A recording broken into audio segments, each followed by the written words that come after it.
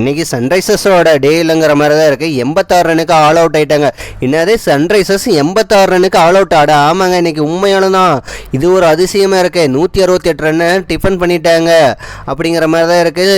Gujarat Titan இன்றைக்கி ஜெயிச்சது மட்டும் இல்லாமல் பாயிண்ட் டேப்பில் டாப்புக்கு போயிட்டாங்க. ஃபஸ்ட்டு பிளேஸ் அதுவும் போயிட்டாங்க அப்படிங்கிற மாதிரி இருக்குது. சன்ரைசர்ஸ் 3வது பிளேஸில் இருக்காங்க.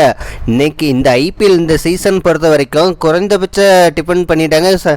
குஜராத் டைட்டன் 168 ரன் அடித்து எந்த டீமுமே இன்னைக்கு டிஃபன் பண்ணவே இல்லை. இந்த டீம் இன்னைக்கு ஃபஸ்ட் டைம் டிஃபன் பண்ணியிருக்காங்க. அவன் 200 ரன் சாதாரணமாக அடிக்கிறாங்க. இன்னைக்கு சன்ரைசர்ஸ் நம்ம சொதப்பிட்டாங்கன்னு சொல்கிற மாதிரி தான் இருக்குது. டாஸ் வின் பண்ணி சன்ரைசர்ஸ் ஃபஸ்ட்டு பவுலிங் போட்டாங்க. அதுக்கேற்ற மாதிரியே குஜராத் போலன்னு பிறந்துட்டாங்க பவுலிங்கில் அப்படின்னு சொல்கிற மாதிரி தான் இருக்குது. அது என்ன ஆச்சுன்னு பார்த்தீங்களா, ஃபஸ்ட்டு குஜராத் டீமுக்கு இன்னைக்கு பொறுத்த வரைக்கும் சுமன் கில்லும் சரி ஜோஸ் பட்லரும் சீக்கிரமாக அவுட் ஆகிட்டாங்க அப்படிங்கிற மாதிரி தான் இருக்குது.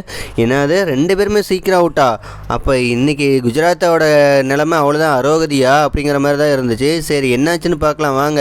அப்படியே 1 by 1 பார்க்கலாமா. ஃபஸ்ட்டு சுமன் கில்லாம் அவுட் ஆகிட்டாரு, அடுத்து ஜோஸ் பட்லும் அவுட் ஆகிட்டாரு. ஆனால் ஒரு பக்கம் மட்டும் இந்த மனுஷன் என்னத்துக்கு மேட்ச் இப்படி 50 அடிச்சுட்டு இருக்கிறான்னு தெரியல. யாருன்னு பார்த்தீங்கன்னா சாய் சுதர்சன் தான். வேறு யார்? நம்ம தமிழ்நாட்டு வீரரான சாய் சுதர்சன் தான்.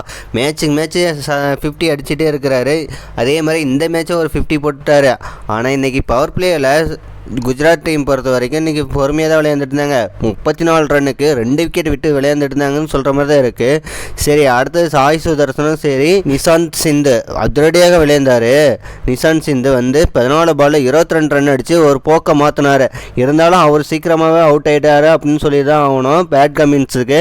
சரி சாய் சுதர்சனும் வாஷிங்டன் சுந்தரம் செம்ம பார்ட்னர்ஷிப் போட்டு விளையாண்டுட்டு இருந்தாங்க. செம்ம பார்ட்னர்ஷிப்னா விக்கெட்டு விடாமல் விளையாண்டுட்டு இருந்தாங்கன்னு தான் சொல்கிறேன். 2 பேருமே பொறுமையாக பாலை மேட்ச் எடுத்துகிட்டு போயிட்டு இருந்தார் அப்படின்னு தான் சொல்லி ஆகணும்.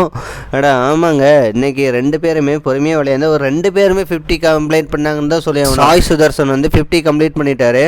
அடுத்ததாக அந்த பக்கம் கொஞ்சம் அதிரடியாக விளையாண்டாருன்னு தான் சொல்லி ஆகணும். வாஷிங்டன் சுந்தர் 50 அடிச்சு இவரும் அவுட் ஆகிட்டாரு. டக்குன்னு விக்கெட்டை விட்டுட்டாங்க.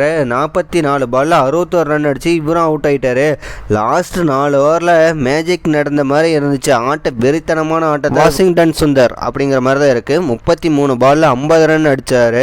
20 ஓவர் முடிவில் 168க்கு 5 விக்கெட்டு விட்டுட்டாங்க அப்படின்னு சொல்கிற மாதிரி இருக்குது. இன்றைக்கி அதிகபட்சமாக பர்புல் 2 விக்கெட்டும் சகிப் ஹுசைன் 2 விக்கெட்டை எடுத்தாங்க சன்ரைசர்ஸ் பொறுத்த வரைக்கும். அடுத்ததாக செகண்ட் இன்னிங்ஸ் இதெல்லாம் ஒரு மேட்ரா, நான் இருக்கிற ஃபார்மில் அடித்து தூக்கிடுவோன்னு சொல்லி வந்தாங்க தான் சன்ரைசர்ஸ். அங்கே தான் பெரிய ட்விஸ்ட்டாக இருந்துச்சு. சரி ஃபஸ்ட்டு ஓவர்லேயே டிராவிஸ் ஹெட்டை தூக்கிட்டாரு முகமது சிராஜ். அதுவும் மெயின்டைன் ஓவர் போட்டு தூக்கிட்டாங்கன்னு சொல்கிற மாதிரி தான் இருக்குது. என்னடா இப்படி சொல்கிற? ஆமாங்க இன்றைக்கி அப்படி தான் நடந்து போச்சு. அடுத்த ஓவர்லேயே ரபாடாவை அபிஷேக் சர்மாவை தூக்கிட்டாரு. ஒரு 6 அடித்தார் ஃபஸ்ட்டு பால். அடுத்த 2 பால்லையே தூக்கிட்டாரு ரபாடாவை.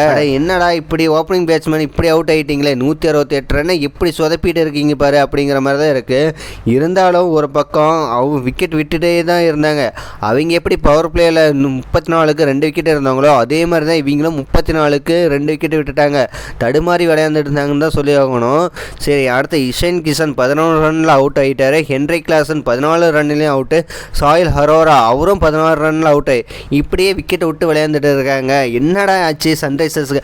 அதிரடியான டீம்னா அது சன்ரைசர்ஸ் தான். அவங்களுக்கே இந்த சோதனையா அப்படிங்கிற மாதிரி இருக்குது. இன்றைக்கி குஜராத் பவுலிங் பொறுத்த வரைக்கும் சூப்பராக போட்டாங்க அப்படின்னு தான் இருக்குது. பவுலிங் போட்டாங்க குஜராத் டைட்டன். சன்ரைசர்ஸ் 15 ஓவரில் ஆல் அவுட் ஆகிட்டாங்க. எவ்வளோ ரன் அடித்தாங்கன்னு பார்த்தீங்கன்னா 86 ரன்னு தான் அடித்தாங்க. என்னடா 86 ரன்னா, அதுவும் சன்ரைசர்ஸா அப்படிங்கிற மாதிரி இருக்க ஒரே ஆச்சரியமாக இருக்குது. என்னது 86? அப்போ யாரும் இன்னைக்கு விளையாடவே இல்லையா? டீமே விளையாடலையா? ஆமாங்க இன்னைக்கு யாருமே விளையாடல அப்படிங்கிற மாதிரி தான் இருக்குது. என்ன விளையாண்டுட்டு இருக்காங்க? இன்னைக்கு செம்ம என்டர்டைன்மெண்ட் இருக்குதுன்னு வந்தால் இப்படி சொதப்பிட்டாங்களே அப்படிங்கிற மாதிரி தான் இருக்குது. சரி அதிகபட்சமாக குஜராத்தில் ரபாடா 3 விக்கெட்டும் ஹோல்டர் 3 விக்கெட்டும் பிரசித் கிருஷ்ணா 2 விக்கெட் எடுத்து மேட்ச் கலக்குன்னு கலக்கி கேட்டாங்க. அது மட்டும் இல்லாமல் பாயிண்ட் டேபிளில் ஃபஸ்ட்டு பிளேஸ் போயிட்டாங்க குஜராத் டைட்டனு. சன்ரைசர்ஸ் 3வது பிளேஸில் இருக்காங்க அப்படின்னு சொல்கிற மாதிரி தான் இருக்குது. என்ன இப்படி பண்ணிட்டீங்களே அப்பா, இப்படி ஆயிடுச்சு கதை அப்படிங்கிற மாதிரி இருக்குது. சரி இதை பற்றி நீங்கள் என்ன நினைக்கிறீங்கன்னு ஒரு கமெண்ட் பண்ணிட்டு போங்க அப்படியே.